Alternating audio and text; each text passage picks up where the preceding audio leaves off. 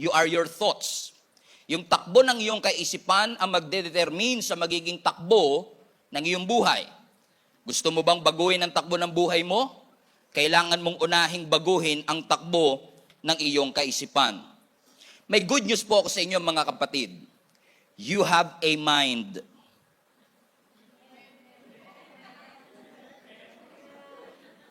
What a great news. Sabi mo sa katabi mo, may pag-asa ka pa, okay?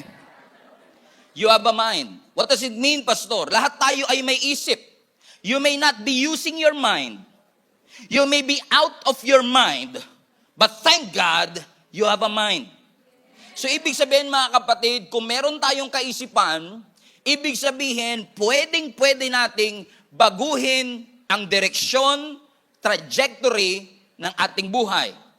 Bakit mga kapatid? Sapagkat yung iyong kaisipan ay may kakayahan sa tulong at grasya ng Panginoon, na ang sabi ng scripture na binabasa natin, huwag kang mag-alala, imbis na mag-alala ka, manalangin ka sa Panginoon, magpasalamat ka sa Kanya, at kapag ginawa mo ito, yung kapayapaan that exceeds our understanding, yun ang magbabantay sa iyong puso at sa iyong kaisipan. Because you change the way you think. Your tomorrow doesn't have to be a repeat of yesterday. Let me repeat. Because you are very intentional in the way you think, your tomorrow will not be a repeat of what happened to you yesterday. Ibig sabihin mga kapatid, pwede mong baguhin ang takbo ng iyong buhay. Hindi na ho natin kailangang i-emphasize pa that the battleground is in the mind. There is a war going on between our ears. There is a war going on inside of our head. And I can speak from my experience because I've had this experience and I recognize the war that is going on with our minds. Kasi totoo naman po talaga na mahirap ang buhay, that life is overwhelming, na minsan na-overwhelm tayo sa sobrang tindi ng mga pressure na posibleng pinagdadaanan ng bawat isa sa atin. Naramdaman ko at naranasan ko based on my own personal story na darating ang pagkakataon minsan sa buhay natin na makakaramdam ka ng overwhelming sense of hopelessness. Yung pakiramdam po ba na parang wala ng pag-asa? Na lahat ng tagumpay na iyong naranasan, yun na talaga yun, at wala ka ng tagumpay na mararanasan sa mga susunod pang panahon. Kaya po siguro maraming tao ang nawawalan ng pag-asa sapagkat sa kanilang pananaw, lahat ng blessing na gustong ibigay ng Lord, naranasan ko na. Meron pa bang susunod? Meron pa bang pag-asa na gustong ibigay ang Panginoon? Buhay na mas maayos na gustong iparanas ng Panginoon sa ating buhay? Kung maaalala po ninyo mga kapatid, that even the godly, even the biblical heroes, yung mga taong hinahangaan natin, ay naka-experience din ng ganitong pakiramdam. Everyone has the potential to feel this way. Prophet Elijah, for example, last Sunday, ano sabi ni Prophet Elijah? Lord, I've had enough. It's too much for me. Hindi ko na po siya kayang i-handle. Grabe na po yung pressure. Take my life. Si Elijah mismo na propeta, na malapit sa Panginoon, messenger pa ng Diyos, ang nagsabi, Lord, bawiin mo na ang buhay ko. Grabe na po ang aking mga pinagdadaanan. Bakit? Even Elijah, yung tao na messenger ng Panginoon, is sit as if he cannot find hope anymore. Na ito na ang magiging dulo ng kanyang buhay. So let me just preach to you mga kapatid, at gusto ko lang ipaalala sa inyo, hindi po dapat tayo magpalunod sa anumang stress na ating pinagdadaanan. You don't have to live a life of anxiety. You don't have to be overwhelmed by the fear that you are facing and the fear that you are feeling right now. Anumang boses ang naririnig mo sa iyong kaisipan that is not aligned with the Word of God, meron kang authority para palayasin ang lahat ng ito kasi ang isip na yan ay regalo sa iyo ng ating Panginoon. Sasabihin sa iyo ni Satan, hindi ka mahal ng Diyos, nakalimutan ka na ng Diyos, at ikaw naman mararamdaman mo yung rejection, Mararamdaman mo yung loneliness. Ang sasabihin ng kaaway sa'yo, buti pa sa ibang tao may plano ang Diyos pero sa'yo wala. Ang sasabihin ni Satan sa'yo, wala ka ng kinabukasan. You are a mistake. You are a failure. But let me just say this to you mga kapatid, lahat yan ay pawang kasinungalingan. Sapagkat mahal tayo ng Diyos, nagmamalasakit ang Panginoon sa atin. In fact, the presence of that voice in your head na mga negative thoughts is a sign that you are under attack. Mentally. Ibig sabihin mga kapatid, yung presensya ng boses na ating naririnig is an indication that the devil is at work. But we thank the Lord. Kung may presensya ng kaaway, nandun din ang assurance ng presensya ng ating Panginoon. That you can be free from every mental torment that you are facing right now. Na yes, sa iyong pananaw wala ng pag-asa, but with Jesus, there is no hopeless situation. There is no hopeless case in Jesus Christ. Can I get an amen mga kapatid? Palapakan natin ang ating Panginoon. No wonder ang sabi ni Apostle Paul, don't worry. If you're worried, pray about everything. Thank God. Tell Him what you need, and the peace of God that surpasses all understanding will guard your heart. Now, kung alam po ninyo ang konteksto nito, mas maiintindihan nyo po kung gaano ka-powerful ang text na ating binabasa. Okay? In fact, yung book of Philippians, everybody say Philippians, malapit sa Philippines. Okay, yung book of Philippians, mga kapatid, amen. Ang tawag ng maraming Bible scholar dito is actually an epistle na may upbeat na tone. Kasi ang kabuuan ng Philippians is all about joy.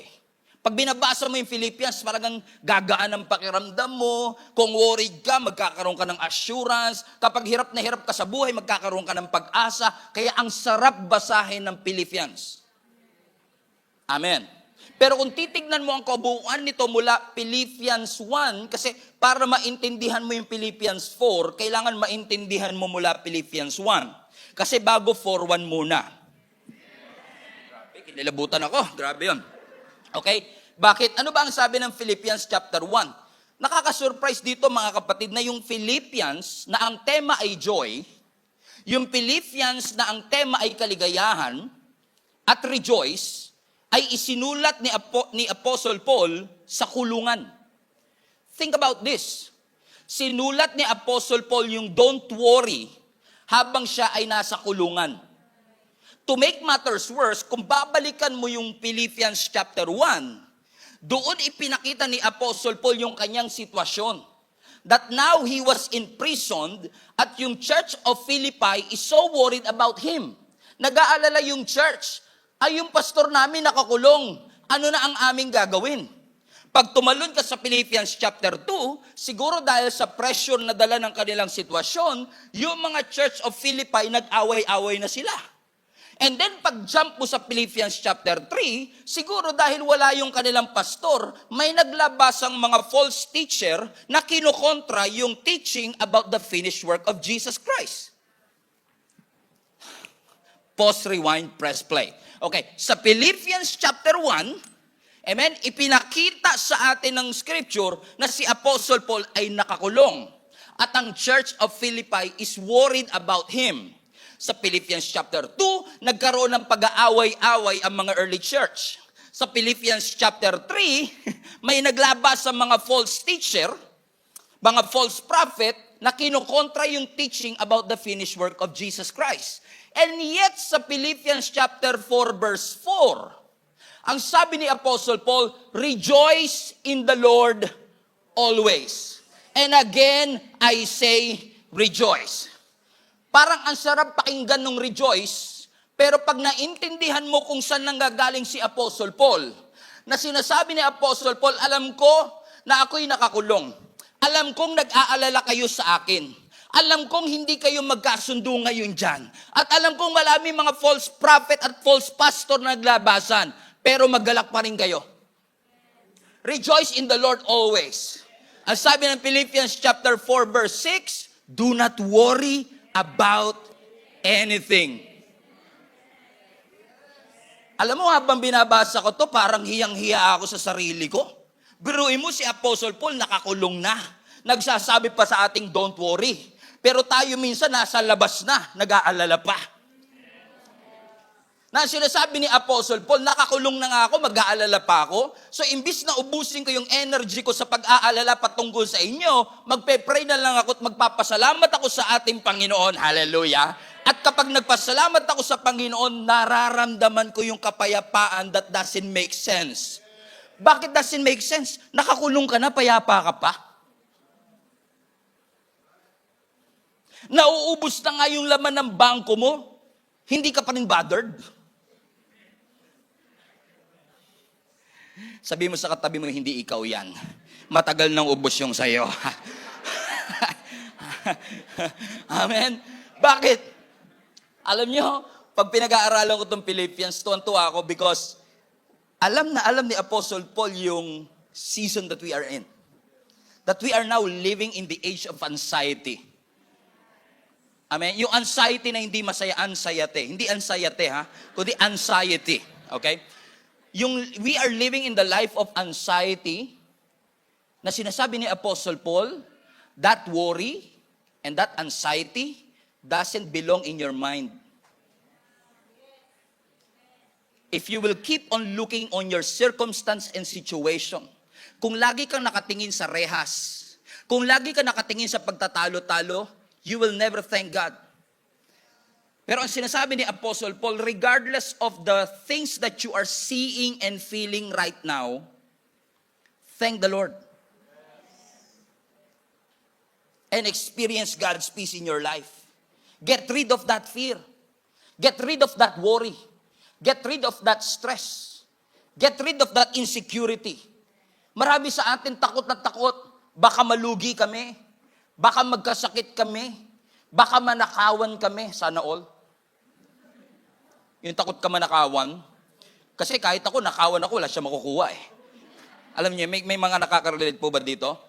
Pero may mga katabi kayo, no? Pag ganyan-ganyan lang yan, pangiti-ngiti lang yan, pero 7-digit laman ng bangko niyan.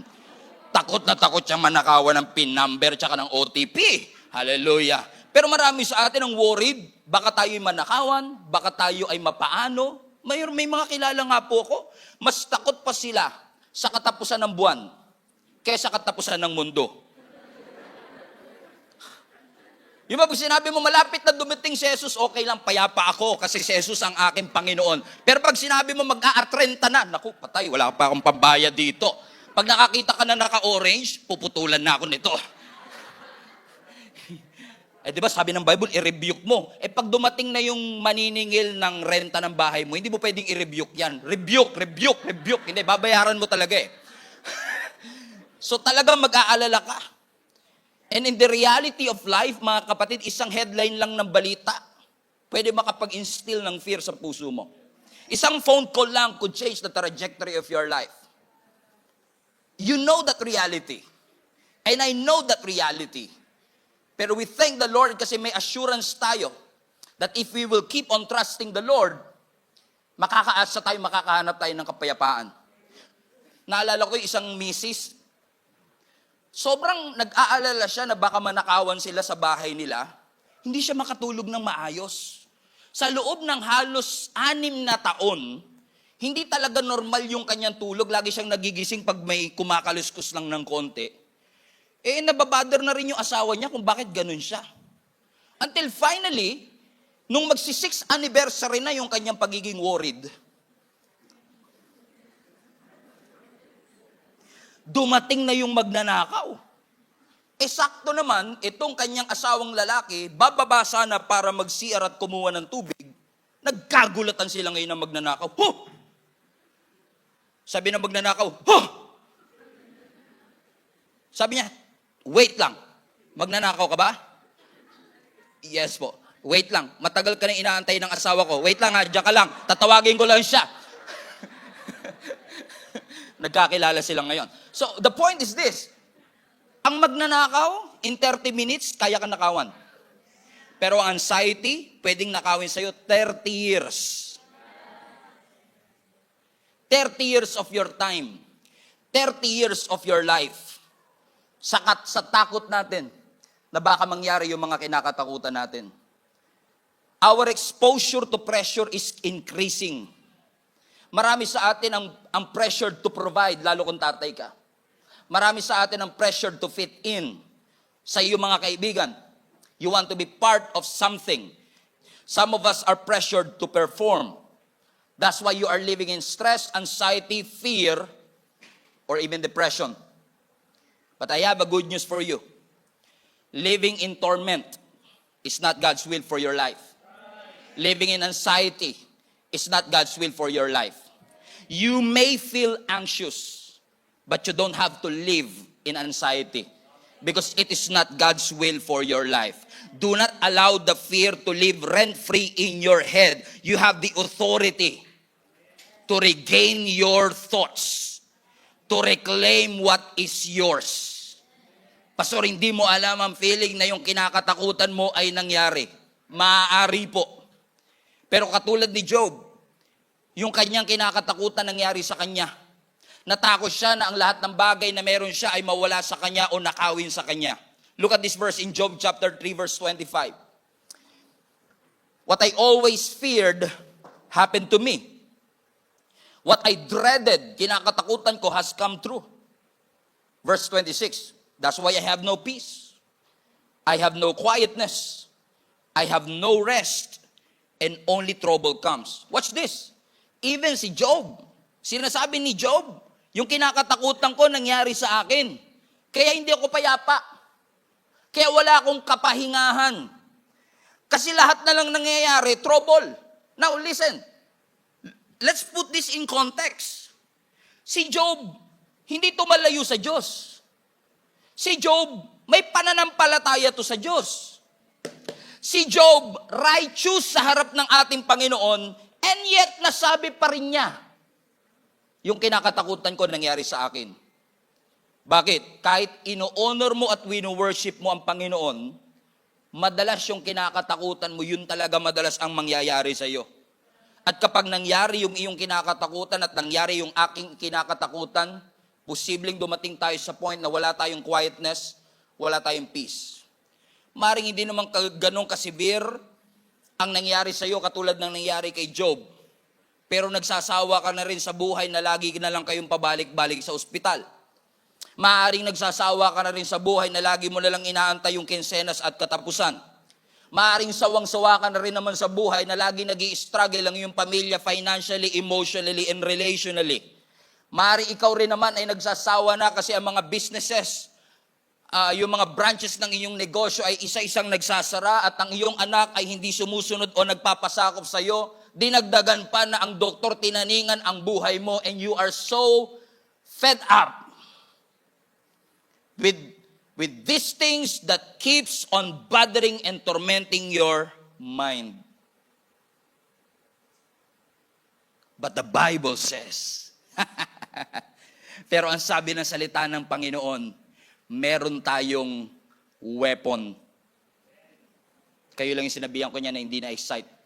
Meron tayong weapon na hindi natural, kundi supernatural. Kasi minsan tayo, pag worried tayo, stress tayo, ano weapon natin? Dagat. Mango shake na may payong. You know what I mean? Amen? Spa.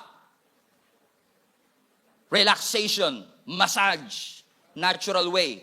Natural solution. Pero I'm here to tell you and remind you of the supernatural solution of the weapon that God already gave you. Nasa sayo na, ayaw mong gamitin. Ano sabi ng 2 Corinthians 10 verse 4? The weapons we fight with are not the weapons of the world. Ibig sabihin, yung ginagamit ni Satan sa iyo, hindi natural. Atake niya, spiritual. Wala siyang baril, wala siyang armalite. Hindi ka man mamamatay physically, pero unti-unti niya pinapatay yung passion mo at yung spiritual life. Kaya sabi niya, on the contrary, yung weapon na meron tayo have the divine power to demolish strongholds. Everybody shout, strongholds. Ano ibig sabihin ng stronghold? Yung stronghold, Yun yung mga kasinungalingang pinaniwalaan mo na naging totoo na sa'yo kasi matagal mo nang pinaniwalaan. Let me repeat. Ang stronghold, yun yung mga kasinungalingan na pinaniwalaan mong totoo, na naging mental blockade at naging way of thinking ng iyong buhay. At ang sabi dito ni Apostle Paul, meron tayong divine power para i-demolish ang anumang way of thinking, anumang kasinungalingan na na-establish ni Satan sa ating isip, upang tayong lahat ay makaranas ng peace of mind. Bakit? Lahat tayo kailangan natin ng peace of mind. Alam ko, pag tinanong kayo sa beauty pageant, ano ang yung kahilingan? World peace. Pero bago ang world peace, I know all of you wants peace of mind. Why? Because if truth be told, there is hell in your mind. Pangiting-ngiti lang yung katabi mo, pero impyerno ang tumatakbo sa kanyang kaisipan. Hindi niya maipaliwanag kung ano-ano ba ito. Sinasabi mo sa sarili mo, Christian ka, ba't mo naiisip yan? Christian ka, ba't ka nag-aalala? Lagi ka naman nagsisimba, pero bakit ka natatakot? You cannot even understand it. Na marami sa ating mga Christians, saved tayo, pero dominated tayo ng unwanted thoughts. Niligtas tayo ng ating Panginoong Hesus, pero dominated ka ng mga intrusive thoughts. Pag sinabing intrusive thoughts, hindi mo winelcome, pero doon na tumira. Nangyayari po ba sa inyo yung mga kapatid? Hindi nyo winelcome, hindi na rin kumatok, pumasok na lang bigla, at dahil hindi mo na mapalabas, sige nga, diyan ka na lang, anong gusto mo, merienda? Hotdog? Amen? Because those are intrusive thoughts. Pero ang sabi ng scripture, hindi mo man mapalayas, hirap ka man, at tinotorment at pinapahirapan ng iyong kaisipan, you have a divine power to demolish every lie na ipinaniwala sa iyo ng kaaway. Pag sinabi mong divine, everybody say divine power. Hindi siya kili-kili power. Ang sabi divine power, bakit? Pag sinabing divine power, it transcends human capacity. It transcends human capacity. Third time is a charm. Pag sinabi mong divine, it transcends human capacity. You cannot do it on your own. Hindi mo siya kayang palayasin on your own, but you have this divine power that transcends human capacity to destroy, abolish, put into submission, and control and seize every argument, every pretensions, every negative and intrusive thoughts in your mind to say that this mind is already the mind of Jesus Christ and you don't have the authority to stay here. Get out. Everybody say, get out. Sabi mo sa katabi mo, get out. Baka lumabas nga yan. Amen? Bakit? Ang sabi ng scripture, amen, you take captive. You remember last Sunday? Take captive. Yung umaalipin sa'yo, alipinin mo, i-control mo, i-seize mo. You have that power, kapatid. Na yung isip mong lagalag, maging matino. Yung isip mong pawander-wander at palipad-lipad, maging sensible. Isip na nakakapagbigay ng kaluguran sa ating Panginoon. Because if you will stay in that limited mindset, you will never win this battle. Let me repeat. We are on a war. Let me say this again. We are on a war. Meron po tayong gera sa ating kaisipan. So kapag may gera, may panalo, may talo. So ayaw ng Diyos na nandun ka sa losing side. Gusto ng Lord nandun ka sa winning side. At hindi ka mananalo kung mananatili ka dyan sa limited mentality. Hindi ka mananalo kung mananatili ka sa poverty mentality. Kung mananatili ka sa victim mentality. I know you were once victim. Pero you don't have to stay in that victim mentality. You can be a victor and not a victim. By the grace of God. Why? You already have the weapon of the Lord. Supernatural. Na kung ikaw man ay takot, nandyan ang weapon ng Panginoon to demolish every stronghold that is paralyzing you. Because if truth be told, mga kapatid, some of us are still paralyzed by our fear. Some of us are immobilized by our worry. incapacitated by our pain. Hindi tayo makakilos, hindi tayo makalakad, sapagkat yung kaaway ay paulit-ulit na ipinapaunawa sa atin, ipinapaintindi sa atin, lagi niyang inuulit-ulit sa atin na walang planong maganda ang Diyos sa iyong buhay. Pero meron. Alam mo kung sino yung walang plano? Yung katabi mo. Kumuha pa yan ng 2023 planner, yung 2022 planner niya, wala namang nasulat. May planner, walang plano. Hallelujah. Yung mga taga-ibang church po, hindi po kayo to. Amen? Kasi yung hindi ka nagplano, plano rin yun. Praise the Lord. Hallelujah. Praise God. Make sense? Amen? May plano ang Panginoon. In fact, God wants to level up your faith. As much as we want to level up our faith, gusto ni Lord, mag-level up ka rin, mag-mature ka, mag-grow ka. It's God's will for you. Na hindi ka lang basta iligtas, kundi i-lead ka ng Panginoon into the path of righteousness. Ano sabi ng Psalms 23? The Lord is my shepherd. Pag sinabing shepherd, hindi lang siya basta savior. Shepherd siya. Ang shepherd, ang trabaho niyan mag-lead. Si Lord hindi lang tagapagligtas mo, leader mo siya. Ililid ka niya to the path of righteousness. At gusto ng Lord, ilid ka doon sa mas mataas na uri at antas ng pananampalataya. Pero God wants to put you on the next level head first. Mauuna ang isip.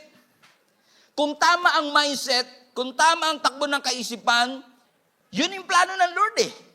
Gusto niyang i-level up ka pero head first. Kasi ayaw naman ng Panginoon, hallelujah, amen, na lumalakad na tayo sa kanyang pangako, hindi natin ma-appreciate kasi miss na miss pa rin natin yung nakagawian natin. Wala na amen ah. Naalala niyo mga kapatid, yung mga Israelites, nung sila'y inilabas ng Panginoon from Egypt, papunta sana ng Promised Land, ilang araw pa lang silang nakakalabas, na-miss na kagad nila yung melon, yung cucumber, yung mga leeks and onions. Hindi ko alam kung ano ba gagawin nila sa desert, magigisa ba? Kailangan, gusto nila ng garlic tsaka onion. Pag pinagsama mo, gisa talaga yun eh. I mean, they miss it. Kasi, they are out of Egypt, but Egypt mentality is not out of them.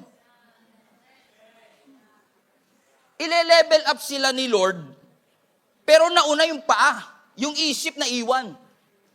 Gusto kang i-level up ng Panginoon head first. Mauna muna yung takbo ng kaisipan.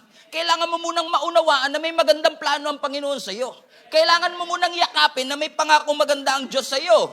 So, yung mga nasa isip mo ba? Yan ba, tingin mo ang pangako ng Lord sa iyo? Pangako ba talaga ng Panginoon sa iyo na wala ng future, wala ng pag-asa? No. So kung hindi siya align sa Word of God, i-demolish mo. Kung hindi siya align sa mga pangako ng Lord, i-control mo, i-seize mo. Kasi kung hindi yan align sa salita ng Panginoon, it doesn't belong in your mind. Well, let me repeat. If it doesn't line up with the Word of God, it doesn't belong in your mind. You have the authority to get rid of it. Listen to me. It's okay not to be okay. Parang Korean yun ah. Okay, it's okay not to be okay. But it's not okay to stay that way. Maging fragile ka, takot ka, aminin mo. Stress ka, aminin mo. Depressed ka, magpagamot ka sa Panginoon. Pero hindi yan ang kalooban ng Lord. Hindi yan ang destination mo. Transportation mo lang yan. Papunta sa next level ng iyong buhay kasi God wants to bring you to the next season. It's okay not to be okay. Pero stop lying to yourself. Stop lying to yourself that you are okay. Okay ka ba, kapatid? Well, I'm blessed and highly favored, you know. With an accent, with an attitude, with an eyebrow. I'm blessed and highly favored. Masaya ka ba sa trabaho mo? Ang saya-saya ko. Mahal na mahal mo ba ang boss mo? Nako. Mahal na mahal ko yung boss ko. You are lying to yourself. Liars go to church. Liars go to church. Praise the Lord. Liars go to church. Everybody say you have to fight. Gusto niyo ba maranasan ng kapayapaan ng Panginoon? Lumabang ka. Gusto mo manalo? Lumabang ka. Huwag kang pumayag na dinodominate at kinukubkob ng kaaway yung isip mo. Gusto mo bang manalo? Gusto niyo po bang manalo? Parang, magkano ba, pastor? Hindi, manalo sa laban, okay? Context, okay? Gusto mo manalo? Magtiwala ka sa Panginoon. Hindi mo man makita sa ngayon, pagkatiwalaan mo lang ang Panginoon, aahon din kayo sa hirap. Amen? Magtiwala ka lang, sunod ka lang kay Lord. Yung provision, susunod dyan. Yung anak mo, makakapagtapos yan. Huwag ka matakot sa future ng mga anak mo basta sumusunod ka sa Panginoon. Huwag ka matakot sa future ng family mo, sumunod ka muna. At magugulat ka kapag sumunod ka sa Panginoon na all in, magugulat ka sa kayang gawin ng Panginoon sa iyo. Subukan mo lang magpakalalim sa Panginoon, magugulat ka sa pwedeng gawin ng Panginoon sa iyo.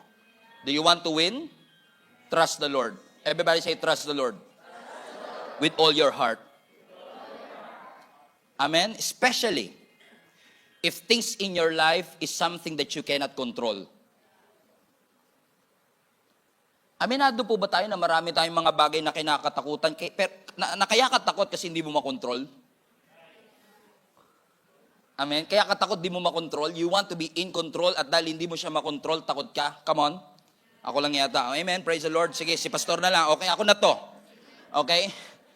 Takot tayo, correct? At sinasabi na lang natin, kailan kaya matatapos itong hirap namin? Kailan kaya matatapos itong mga dusa namin? Kailan kaya matatapos itong mga sakripisyo namin? Tignan nyo ha, hindi na nga natin makontrol, inaantay pa natin kung kailan matatapos. Ulitin ko, hindi na nga natin makontrol, inaantay mo pa kung kailan matatapos. Hindi mo talaga malalaman kung kailan matatapos. Bakit? Hindi mo nga kontrol eh. Naalala niyo yung pandemic? Lagi natin sila sabi, kailan kaya matatapos tong pandemic na to? Excited na akong lumabas. Excited na ako magpakalalim kay Lord. Excited na ako magpunta sa church. Hindi mo nga makokontrol kung kailan hihinto yung pandemic eh. Pero ano makokontrol mo? Na huwag kang madominate ng takot. Na huwag kang madominate ng worry. Na huwag kang madominate ng fear. So aantayin mo pa ba talagang matapos lahat? Yung hindi mo naman makontrol? O magpo-focus ka dun sa kaya mong kontrolin? Amen. And I don't mean to say this lightly. Natatakot ka kasi binigyan ka ng diagnosis na may cancer ka. And you cannot control your cancer cells. Sinasabi mo siguro sa sarili mo, kailan kaya matatapos to?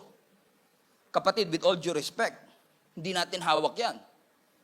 Hindi natin makokontrol kung saan yan pupunta. Sinasabi na lang ng doktor sa atin, kumalat na.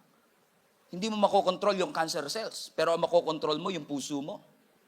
Na huwag kang matakot, na huwag kang mangamba, at magpakatatag ka.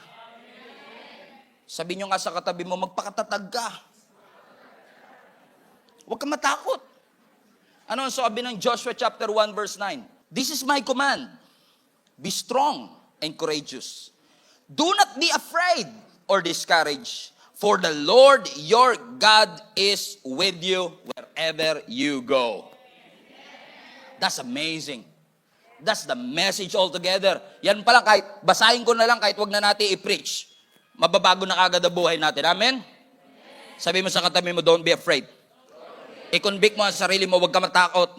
Sabi mo sa katabi mo, wag ka matakot. Amen. Maliwanag po ba ang utos ng Panginoon sa ating wag tayong matakot? Amen. Sinabi ba yan kay Mary? Yes. Naalala niyo si Mary nung tinawag siya ng Panginoon para siya ang magdadala ng tao kay Jesus?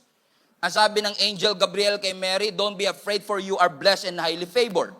Naalala niyo yung bleeding woman na dinudugo for 12 years? Na nagtetremble siya nung hinanap siya ng Panginoon. Ang sabi ng Lord, daughter, don't be afraid, your faith has made you well. Naalala niyo si Jairus, mga kapatid, na natakot siya sa balita na yung kanyang 12 years old na anak ay namatay. Ang sabi ng Panginoon sa kanya, don't be afraid. It is not a recommendation. It is a command of the Lord not to be afraid. Easier said than done, Pastor. Ang dali lang naman kasi sabihin niya na don't be afraid. Kaya nga, balik natin sa Joshua 1. Kung makapansin niyo mga kapatid, ang sabi ng Joshua 1 verse 9, don't be afraid or discourage. Kasi kapag discourage, tinanggal yung courage mo. Nadi-discourage tayo kapag yung tapang mo, kinuha na, ninakaw na sa'yo. So ang inuutos ng ating Panginoon sa atin, huwag kang matakot. Ano ba source ng fear natin? Takot ka sa ahas? Takot ka sa elevator? Takot ka sa heights? Takot ka sa asawa mo? Or sa mas malalim na takot, fear of rejection, fear of losing your money, fear of losing your job, fear of losing your relationship, fear of rejection, or the mother of all fear, fear of death. Amen? Takot ka ba sa ahas? Pero napansin niyo ba, hindi lahat ng tao takot sa ahas? May mga taong hindi takot sa ahas. So takot sa heights, pero yung iba hindi takot sa heights. So walang problema sa heights. Walang problema sa ahas. Sila lang yung naging object ng aking fear, kasi doon ko nilagay yung fear ko. O doon talaga naka-automated yung fear ko. Kaya ang sinasabi ng Panginoon, don't be afraid. Pwede mong bawiin yung takot na yun. Kung takot ka sa rejection, losing, kung takot ka to fail, you always have the authority to get back what is already yours. So yung tapang na kinuha ng kaaway sa iyo, pwede mong bawiin. Ang ganda ng utos ng Lord. Don't be afraid. Don't be discouraged. Pero napansin nyo ba mga kapatid, magaling tayong sumunod sa utos ng Lord, lalo na, pansinin nyo, karamihan ng mga utos na sinusunod natin kay Lord, ay yung mga utos na sinasabi niyang do not. Do not lie. Do not commit adultery. Do not covet. Do not fear. Do not be discouraged. Pero tignan nyo uli yung verse. Yan lang ba talaga yung utos? Yung don't be afraid at don't be discouraged? Masyado kasi tayo minsan nakafocus sa do not. Nakalimutan natin yung utos na do it. Ano yung do it na command? Be strong. Ano yung do it na command? Take courage. Take it! Kuhanin mo! Sa'yo yan eh. Don't be afraid. Don't be discouraged. Utos yun. Pero utos din, maging malakas ka. Maging matatag ka at huwag ka madi-discourage. Amen. Do you want to win? Trust the Lord. Do you want to have the peace of mind? Magtiwala tayo sa ating Panginoon. Hallelujah. Trust the Lord with all your heart. Lean not on your own understanding. In all your ways, in all your decision, acknowledge God and He will direct your path. Trust the Lord. Everybody say, trust the Lord. Put that in the chat. Trust the Lord, trust the Lord, trust the Lord, trust the Lord, trust the Lord. Ang pagtitiwala sa Panginoon ang isa sa pinaka-importanting dapat matutunan ng lahat ng naniniwala kay Jesus. Napakahalaga niyan. Because faith is not believing on a wonderful outcome.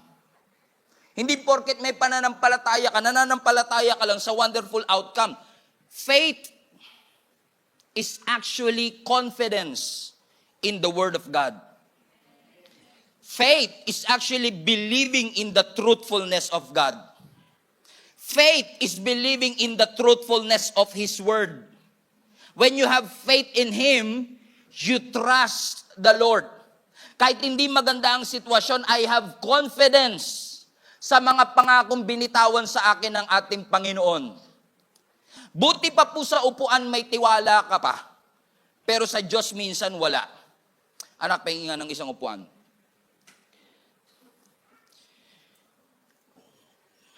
Ang dami nyo rito sa in-person, pero kanina, pagpasok ninyo, wala ko ni isang taong nakita na bago siya umupo, umikot muna siya. Kaya ba ako nito? Matibay ba to? Baka bumigay ito ah. Wala ko nakita. Pagpasok niya kanina, bestal na lang kayo umupo. Walang tanong-tanong. Buti pa sa upuan, may tiwala kayo, wala kayong tanong. Pero minsan sa Lord, ang dami mong tanong. Bago ka umupo, ang dami mong tanong, Lord, kaya mo ba? Kaya ba, Lord? Mangako ka muna, Lord. Sabi ng Lord, come, pumunta ka. Walk on water. Lord, promise ka muna, pag nalunod ako, sasagapin mo ko. Buti pa sa upuan, may tiwala tayo. Solid ang ating pananampalataya. Pero minsan sa Panginoon, we're losing our faith. We don't trust Him. No wonder we don't have peace. Because we cannot even trust God in the first place. Buti pa nga yung ATM, sino sa inyo may mga ATM po? Machine, yung nag-withdraw kayo sa ATM. Tapos inquire balance to make sure. Pwede naman diretso withdraw, pero inquire balance ka muna. Okay? Amen? At nakalagay doon, pag inquire balance mo, 26,424. Wow. Dami ko pera. Question mo ba yung bangko bago ka mag-withdraw? O nagtiwala ka na lang doon sa lumalabas sa screen? Sinabi ng screen, 26,000 ang laman ng ATM mo, pero paano ka nakakasiguro? Pero nagtitiwala ka, di ba? Nagwi-withdraw ka. Kahit walang proof. Yung screen, buti pa sa screen, may tiwala tayo. Pero minsan sa mga pangako ng Diyos na malinaw niyang binitawan at iniwan sa atin, don't be afraid. Balik mo yung Joshua 1:9, kapatid.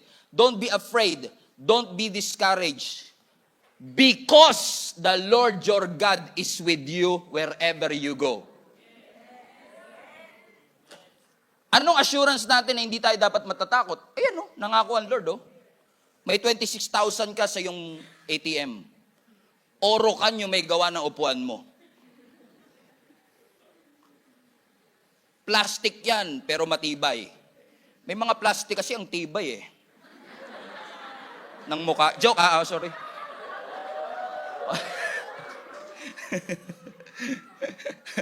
Everybody say, trust the Lord. Ba't ka magtitiwala? Because the Lord is with you wherever you go. Trusting the Lord is very important. Isaiah 26 verse 3, you will keep in perfect peace all who trust in you. Lahat ng may tiwala sa Panginoon, makakatagpo ng perfect peace. Hindi peace na dala ng mango shake, hindi dala ng beach sa Boracay, kundi yung kapayapaan that doesn't make sense. All whose thoughts are fixed on you, they will find perfect peace. So trust, verse 4, so trust the Lord always, for the Lord God is the eternal rock. Hindi ka mauubusan ng mga sitwasyon para mag-alala ka. Tingin ka lang sa buhay ng iyong pamilya, mag-aalala ka. Tingin ka sa mga anak mo, mag-worry ka. Tingin ka sa bank account mo, masyashock ka. Pero tignan nyo, buti pa yung mga bata. Tingnan yung mga anak natin, for example. Magbubukas ng refrigerator, walang tanong-tanong yun. Confident silang may laman. Tama, hindi nila iniisip yun na walang laman. Yung mga anak natin, magbubukas lang yan bigla ng TV, hindi siya worried sa kuryente. Teka mo ikaw, 3 oras na yung aircon alam ko mainit ngayon, pero limitahan lang natin, ayoko lumobo yung kuryente natin. Wala pa yung Meralco, nag-aalala ka na Baka lumobo yung kuryente, pero sila, they don't care. You know why? Because they trust, nagtitiwala sila that their parents will provide. So every time you come to the Lord, magtiwala ka. Parang bata. That your heavenly Father will provide all your needs according to His riches in glory. Even when everything is wrong, even when nothing looks right, just believe in the Lord. Natanggal ka man sa trabaho, pero at least hindi natanggal yung katinuan mo. Praise the Lord pa rin. Marami man tayong babayaran, lalo ngayong magkakatapusan, si Judith tsaka si Jonah nagsama pa. May mga Judith kasi, pero meron naman mga Jonah. Jonah, 2 months na. Puputulan ka na, Jonah. pero magtiwala ka pa rin sa Panginoon. Maaari yung iba sa inyo nagwo-worried, hanggang kailan ba itatagal ditong trabaho ko? Hanggang kailan ba yung sunod-sunod na tagumpay ng negosyo ko? Pero magtiwala ka lang sa Panginoon. Trust the Lord. Nagwo-worried ka with all this technology rising up. Is my business going to make it? Trust the Lord. Nagpa-pile up man ang mga babayaran mo sa nalalapit niyong kasal? Trust the Lord. Ang immune system mo pahina ng pahina? Trust the Lord. And you think you're too old and you're afraid to die? Keep on trusting the Lord. Focus on your God. Believe in the power and sovereignty of what God can do in your life. And stop focusing on the objects of your fear. Believe that God has a great plan for your life. Sabi nga ni Jesus sa Luke 12:22, therefore I tell you, do not worry about your life, what you will eat, or about your body, what you will wear. Sapagkat mas mahalaga ang buhay kaysa sa pagkain. Mas mahalaga ang ating katawan kaysa sa ating susuotin. Ang sinasabi lang ng ating Panginoon, kung ilalagay mo ang pananampalataya mo sa damit at ilalagay mo ang pananampalataya mo sa iyong mga pagkain, you will lose sight of the eternal things in your life. Those earthly things will not last. I'm offering you an eternal solution. What I'm offering you is not a natural remedy but supernatural remedy. Stop focusing on what is earthly and start focusing on what God really wanted for you to have. Do not worry about anything. Instead, pray about everything. Yung same verse nito sa Matthew chapter 6 is in the context of money and treasure. Go ahead, read your Bible on Matthew chapter 6. Patungkol sa pera, patungkol sa resources, because many of us are worried with our financial situation, correct? Ibang makapagpaalala ang pera. Yung iba nga, tumitino yung isip pag maraming pera. Okay na pala ako.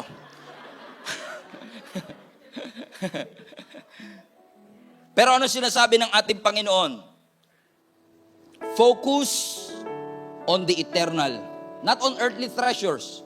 Because I don't want you to lose sight of what God already prepared and bled for you. Especially nowadays, that peace is a rare commodity. Bihirang-bihira ka makakita ng tao na may kapayapaan sa kanilang puso. But by the grace of God, I pray in Jesus' name that all of you will experience it. Peace that doesn't make sense. Peace na iniwan ng ating Panginoon. Sabi nga ni Jesus sa John 14:27, I'm leaving you with a gift. What's that gift? What's that gift? Peace of mind and heart. And the peace I give is a gift that the world cannot give. So don't be troubled. Don't be afraid. This war is spiritual, and we thank God kasama natin ang Panginoon dito sa bangka. Amen? If Jesus is with you, the presence of Jesus, I believe with all my heart, yung presensya ng Panginoon will remove every fear, every doubt, every stress, every worry, every anxiety, every depression, every mental illness and struggles that we've been struggling all our life. Humanda ka kapatid, because si Satan hindi patas lumaban. He will keep on deceiving you and lying to you. But I pray that the peace of God that surpasses and transcends all understanding, that will guard your heart. Because after ng service na ito, tumingin ka lang sa paligid mo, chaos, instability, walang assurance. But when you always read the scripture, there is always an assurance. Lagi may stability, lagi may protection, lagi may provision. When you look at your wallet, wala. Pero when you look at the Word of God, Jehovah Jireh, He will provide all my needs. When you look at the natural, may sakit ako, pero ang sabi ng scripture, Jehovah Rapha, He is your provider. Amen. Do you want to experience the peace of mind? I want to. But experiencing the peace of mind will involve you to filter everything that comes into your mind. I-filter mo. Amen? And I pray in Jesus' name that you do that. Hindi natural solution. It's not wrong to sleep well, to eat well, to choose your friends. All of these are important. Practical advices, nabanggit ko na yan last Sunday. But always remember that bed doesn't guarantee rest. Food doesn't guarantee appetite. A well-organized calendar doesn't guarantee relaxation. Vacation doesn't guarantee rest. Lalo kung ikaw may sagot.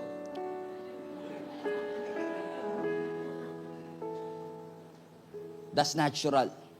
Sabi ng Lord, you have the power and the authority. You have the weapon to filter all those negative thoughts na kumakain ng iyong kaisipan. Katulad ng mga disciples, Lord, wala ka bang malasakit na baka malunod kami? And maybe you're saying the same thing sa ibang phrasing lang. Lord, hindi mo ba naririnig ang panalangin namin? Lord, wala na bang pag-asa na makalagpas kami sa mga bagay? Hindi mo po ba nakikita ang aming sitwasyon? Sabi ng Lord sa iyo, yes, I can see your situation. I can hear your prayers and I care for you. But you always have the choice today. This is the day that the Lord has made. And I have made my decision to be glad in it. It's a choice. I will bless the Lord at all times, and His praise shall continually be in my mouth. It's a choice. Can you bless the Lord at all times? It's a choice. Mahirap i-bless, mahirap sambahin, mahirap pumunta sa church when things are not going right in your life. But I will choose to come. I will choose to worship. I will choose to pray. I will choose to read the Word of God because I will hold on to the truth of God's Word. Because the truth of God's Word will never share a room with pretense. His truth will